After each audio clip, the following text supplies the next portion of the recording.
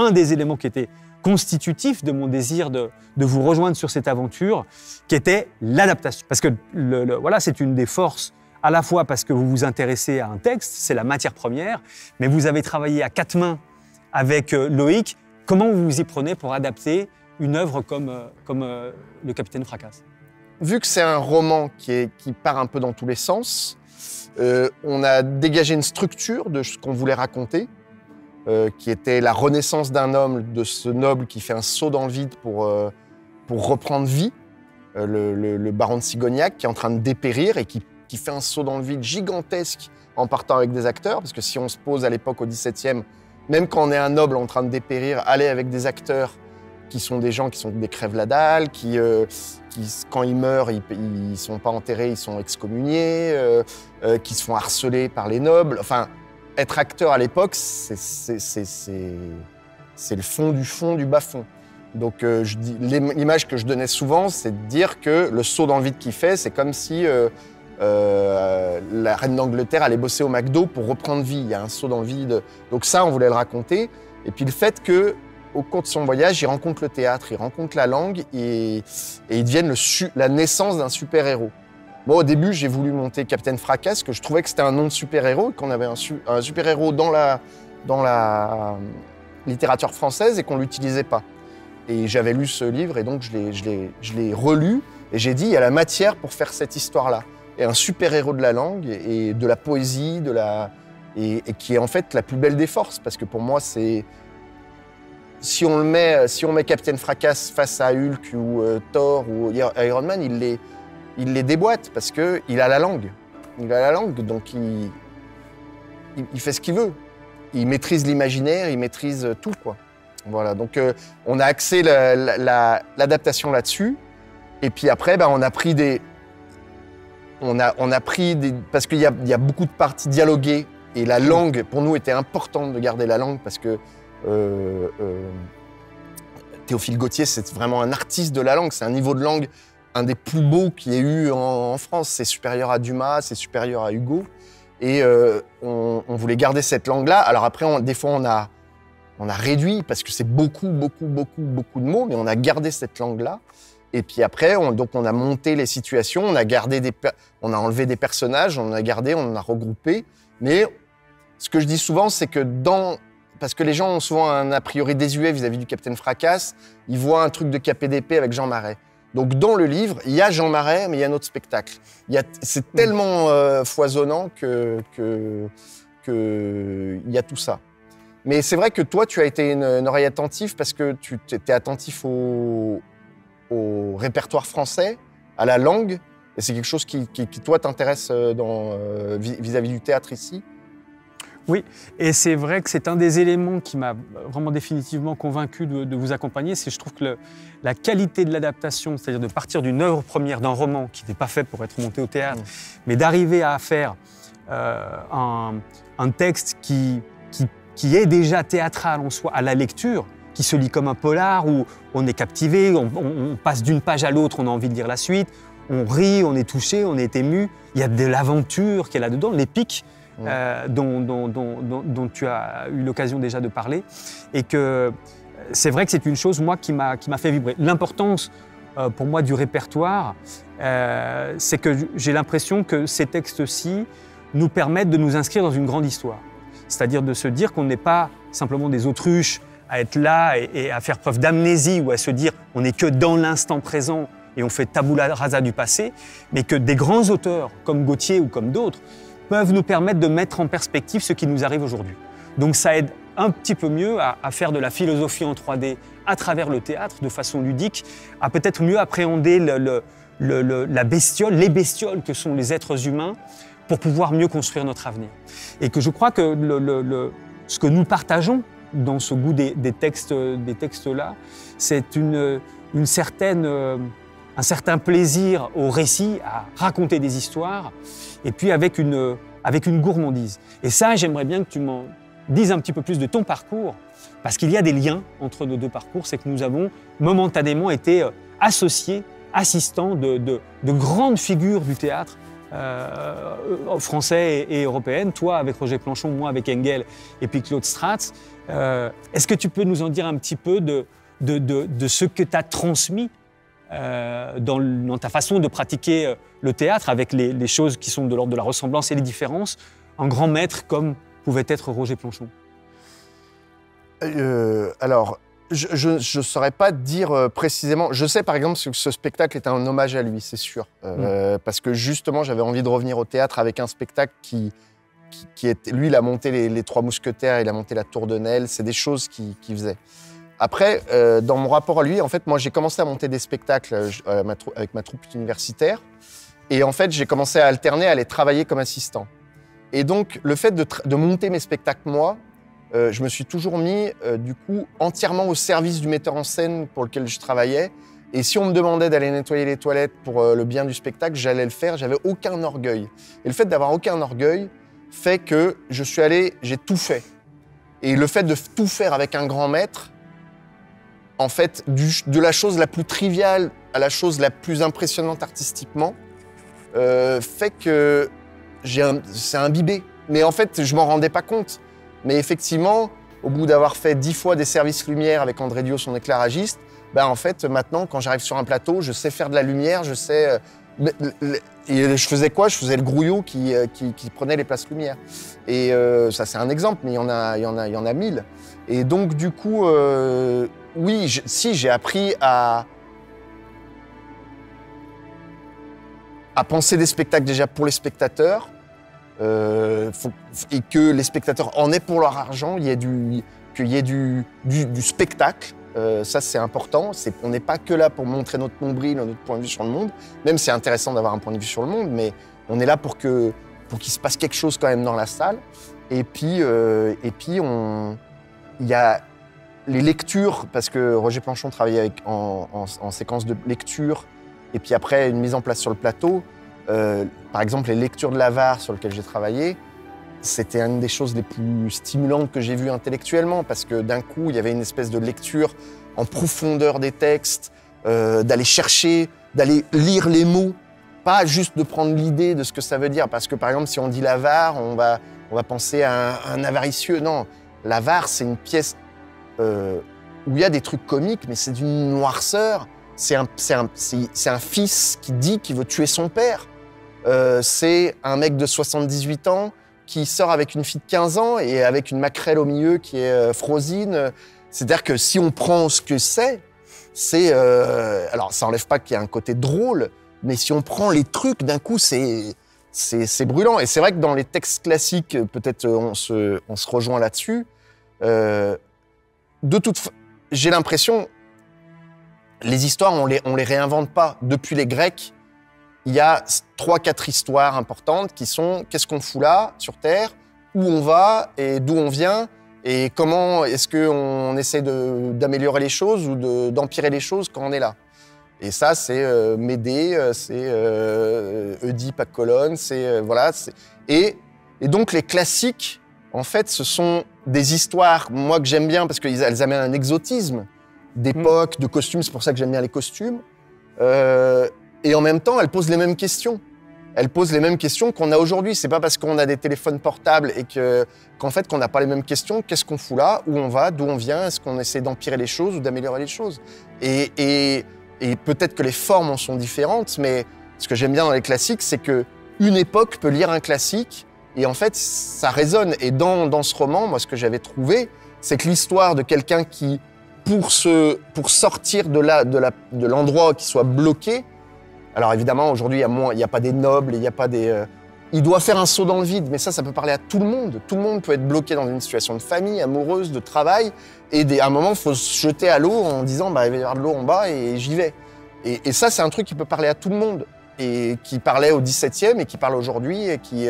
Donc, c'est la force des classiques, c'est qu'effectivement, dans l'habillage, ce n'est pas les mêmes histoires qu'aujourd'hui, mais dans le fond, c'est les mêmes questions, les mêmes problématiques, qui sont les problématiques effectivement humaines, et qui sont celles du théâtre, qu'on se pose sur le plateau de théâtre. C'est qu'est-ce qu'on fout là, où on va, d'où on vient. Des notions liées à l'existence. Oui, à l'existence. Nos existences. Oui, mais qui n'ont pas tellement changé depuis 4000 ans, quoi. Qui sont à peu près les mêmes. Avec cette force que propose le plateau, qui est justement un écart avec la réalité. Ah oui, oui. D'avoir cet espace à travers la langue des poètes, tu parlais de la langue de Gautier, mais de ces gros auteurs qui ont... Moi, c'est pour ça que je suis dans une position plutôt d'humilité et d'être au service de l'auteur, parce que moi, je ne sais pas écrire. Eux savent le faire. Moi, j'ai un autre champ d'intervention dans l'écriture qui est celui de la mise en scène, pour essayer de faire en sorte, comme disait René Gonzalez, que l'encre ne soit pas tout à fait sèche et que ça passe dans la facture même du spectacle, mais surtout dans la direction d'acteur, et qui fait que l'aspect contemporain ou universel de l'œuvre, on arrive à l'attraper par la grâce des acteurs, par la capacité à être naïf au moment où on lit véritablement le texte. Et de ne pas avoir d'a priori, de partir sur vraiment ce qui est écrit et se poser des questions en disant « mais je ne comprends pas, fondamentalement ça dit quoi ?»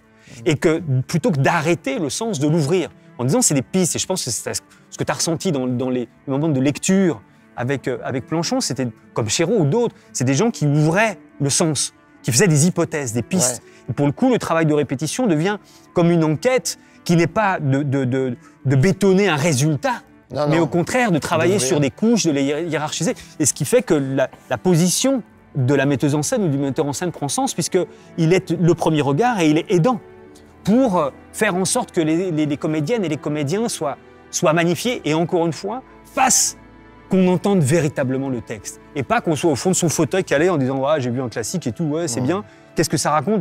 Finalement, je ne sais pas trop. Mais vraiment d'avoir reçu l'œuvre, qu'elle nous ait perturbé, frappé, amusé, intéressé. Enfin, il y a une multitude comme ça de polarités d'intérêt qui font que le spectateur, entre le moment où il rentre et puis le moment où il va ressortir, il aura véritablement reçu quelque chose. Et peut-être, dans certains cas, même été transformé. Et que une autre chose qui m'a marqué, mais là c'était un autre moment de la collaboration, c'est le moment où vous êtes venu répéter 3 petites semaines ici sur le plateau de la cuisine, le moment où vous auriez dû jouer, mais forcément on ne pouvait pas recevoir de public, donc la représentation était annulée, et vous êtes venu répéter là.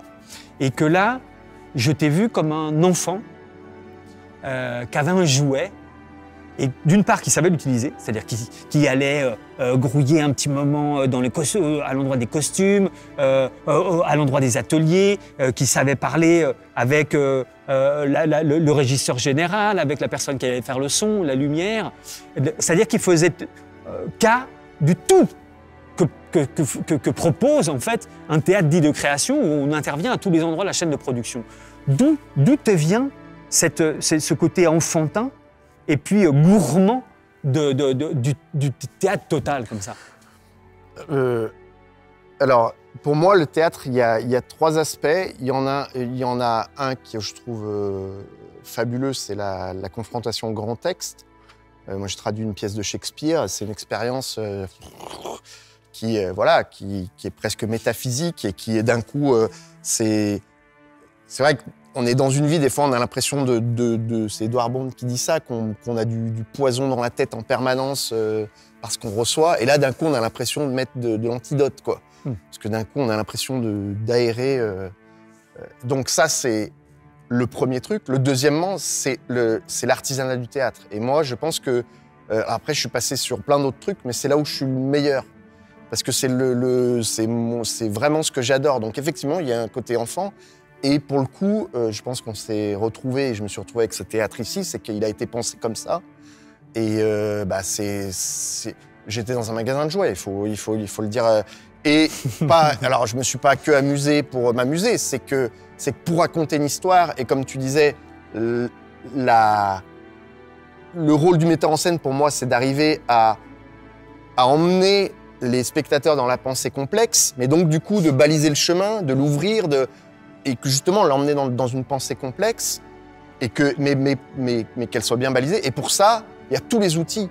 Un costume, et là pour ça, Planchon aussi, il avait un point de vue sur tout, sur un décor, une lumière, un acteur, c'est l'assemblage de tout, un mouvement de machinerie, un mouvement de lumière, c'est l'assemblage de tout ça qui fait que d'un coup, on arrive à à éclaircir le chemin pour la complexité. Et avec la dernière touche qui est la plus importante, c'est les acteurs. Mais souvent, les acteurs, ils n'ont pas tout apporté. Il faut organiser autour des choses pour que le référentiel dans lequel ils soient porte beaucoup de choses et eux qu'ils aient qu'une chose bien nette à porter et que d'un coup, on rentre dans des choses complexes.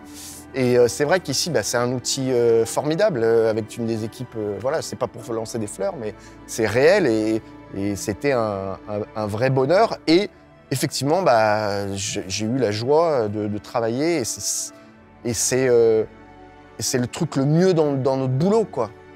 Il y a les grands textes et il y a ça, c'est le mieux. Après, il y a la vie sociale du théâtre, c'est un autre truc, et ça, c'est un peu moins reluisant. Ça. Mais l'artisanat du théâtre, et c'est marrant parce qu'après, quelles que soient les choses que j'ai été amené à faire, donc j'ai travaillé sur une série télé, j'ai travaillé au cinéma, après j'ai travaillé sur des shows, sur un musée. J'ai toujours utilisé l'artisanat du théâtre, c'est ça j'ai toujours utilisé ça, c'est mon école, et je vois pas... quand je m'occupais de la post-production de Kaamelott, ils mettaient en place des choses un peu systématiques pour gagner du temps. J'ai dit non, on reprend de zéro et on va se poser comme au théâtre. Pourquoi on utilise ce son, pourquoi on utilise cet étalonnage, pourquoi on utilise ce montage, pourquoi... Et on se pose les questions et pour arriver à faire sonner et que le truc soit rendu. Mais c'est vrai que là, l'outil est fantastique au niveau matériel, mais ça, à la limite, matériel, mais c'est humain. Les forces humaines qu'il y a ici sont fantastiques. Et alors oui, effectivement, j'ai été assez intensif dans l'utilisation du lieu.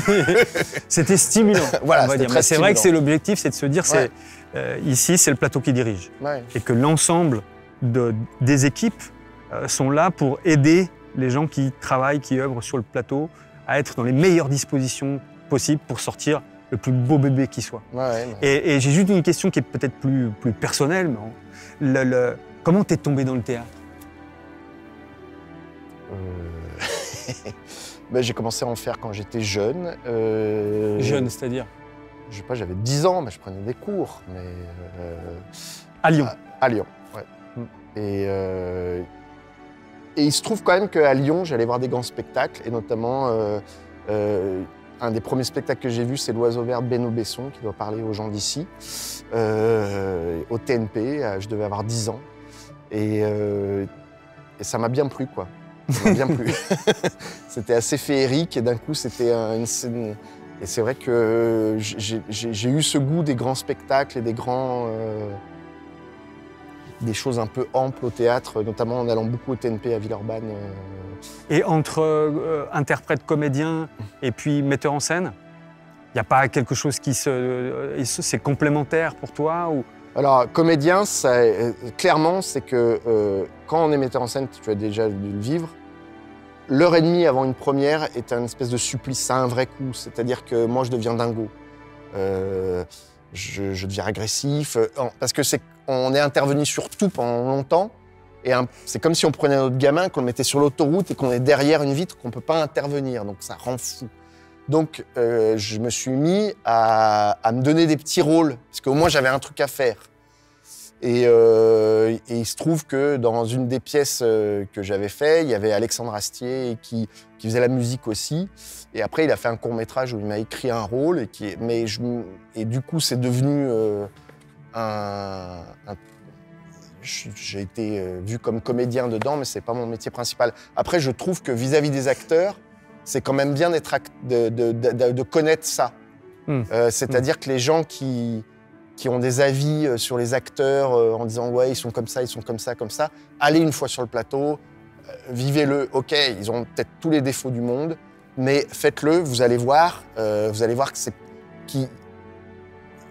c'est des enchanteurs, les acteurs. C'est-à-dire que c'est des gens, c'est des magiciens.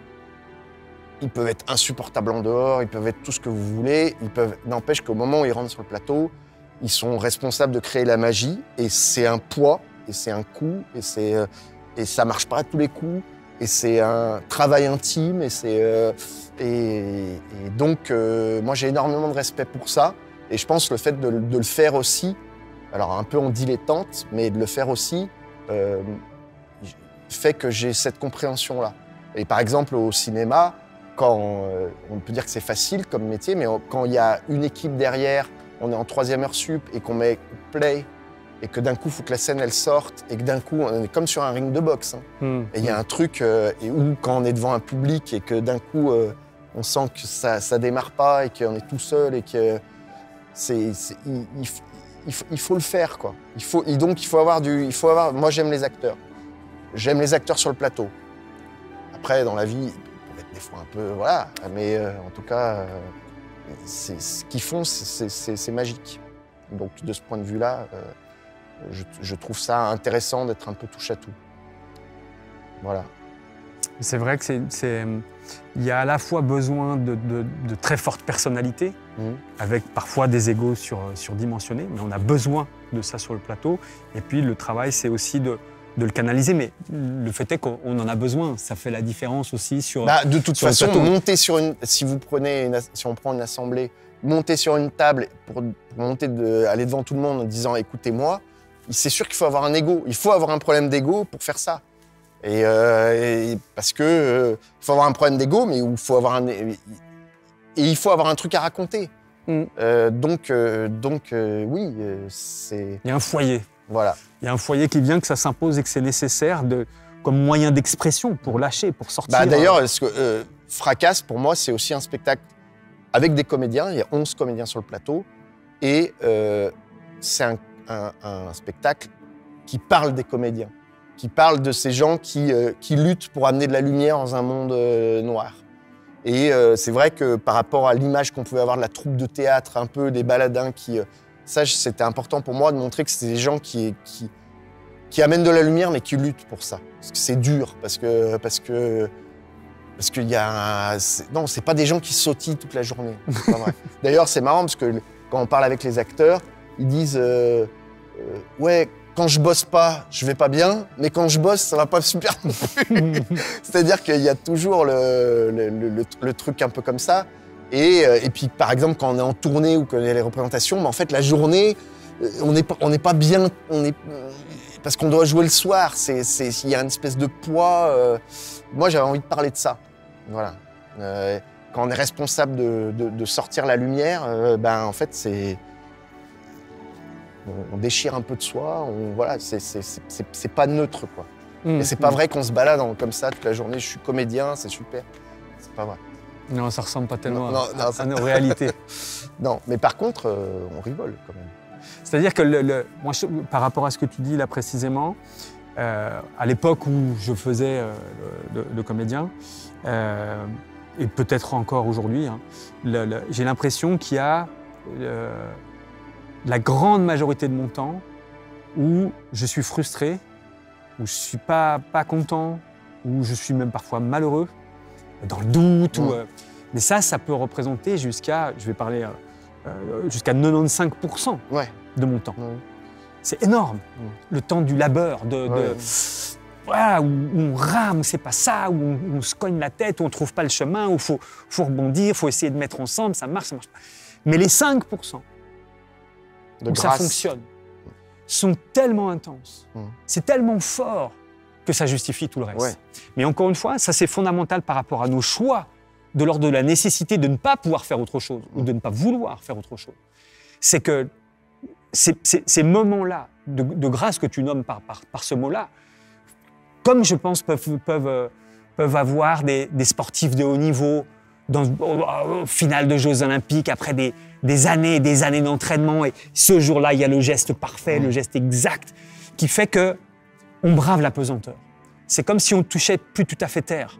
Et en même temps, en étant extrêmement ancré dans la réalité, dans le sol, et pas être fumeux.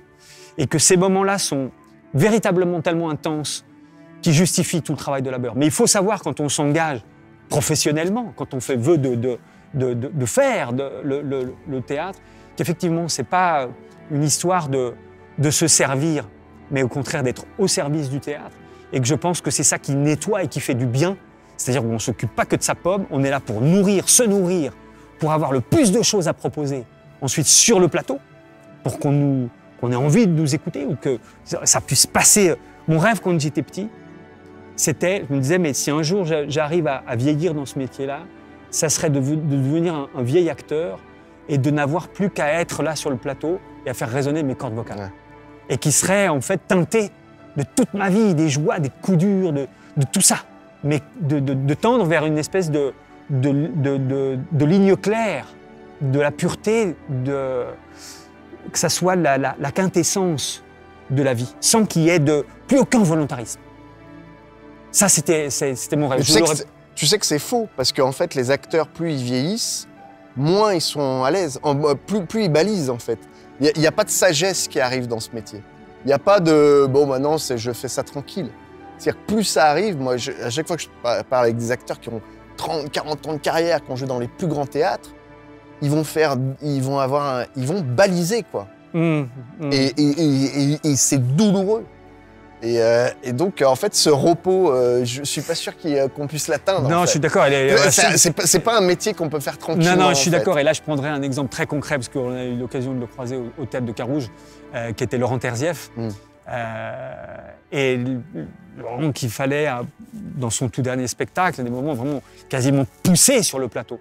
Parce qu'il avait peur d'y aller, parce qu'il était malade, Et au moment où il était sur le plateau, c'était un animal. Ouais. Il était d'une force, d'une puissance, d'un engagement, de tous les instants, un partenaire formidable, la crème de la crème. Et à la fin de la représentation, c'était celui qui fermait le théâtre. Il avait un petit bol d'olive, un petit verre de blanc, un bouquin. Il répondait toujours avec charme et grâce aux spectateurs qui venaient lui demander un autographe, toujours extrêmement courtois. Et puis ensuite, il repartait dans cette zone de latence, de l'attente de la représentation du lendemain et dans l'angoisse, finalement, du monde qui l'entourait. Et rebelote le lendemain, il faut le repousser à aller sur le plateau. Et l'instant de la représentation est un instant de vie, mais suprême. Mais encore une fois, la douleur et la souffrance ou la difficulté à y aller était grande, ou en tout cas était à la hauteur de la qualité ensuite de ce qu'il amenait sur le plateau. Je travaille à me rendre voyant, arrivé à l'inconnu par les dérèglements. Les souffrances sont énormes, il faut être forge. Je me suis reconnu poète. Ce n'est pas du tout ma faute, c'est faux de dire. Je pense, on devrait dire, on me pense. Je est un autre, tant pis pour le bois, il se trouve un violon. L'énarque au sein conscient, qui ergote sur ce qu'ils y